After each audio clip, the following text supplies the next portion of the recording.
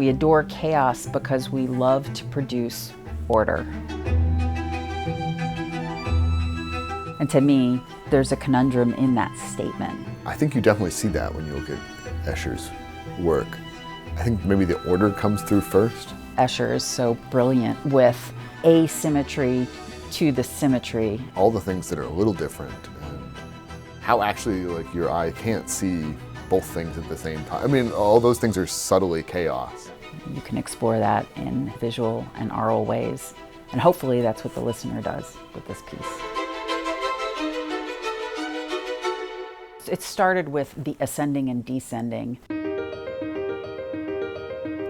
It's this series of staircases that are endless and infinite.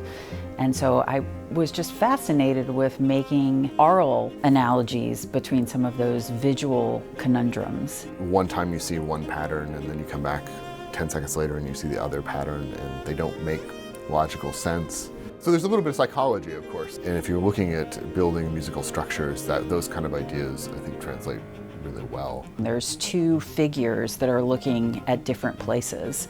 One is looking into the monks that are marching up at the top of the image, and one is looking out at the bottom staircase. I think it was Darrel, actually, that proposed the idea of writing some cadenzas, offering different perspectives. It really just grew out of a series of conversations from that. Well, you know, as the soloist, my main responsibility is to be able to translate the text and to be able to display to the listener some of the architecture in the piece. I'm talking with Mara about what she imagines in what she's written, and then maybe kind of probing behind what her consciousness has even given her. Well, the descent, really, very much from the top of the image down to the bottom. That's really, in a very basic, formal level, how I thought about the piece. The bassoonist is the marcher who is maybe against the flow, even though he starts in the flow.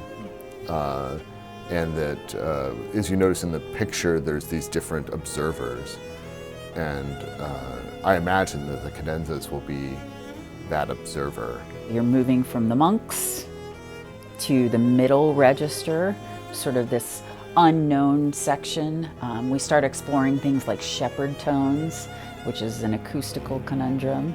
Things feeling like they're consistently falling, but it's not, it's actually repeating. And that's where we really get introduced to the bassoon's athleticism. And then towards the middle of the middle section, the climax of the piece is a very direct Bach quote. And then the lower level is sort of this monochromatic descent into nothing, and then you see this person at the bottom looking out. Visually, your eye can wander what seems to be down, but then you end up in the image. And so it's really like very much of a puzzle, and I wanted the music to come off like a puzzle too.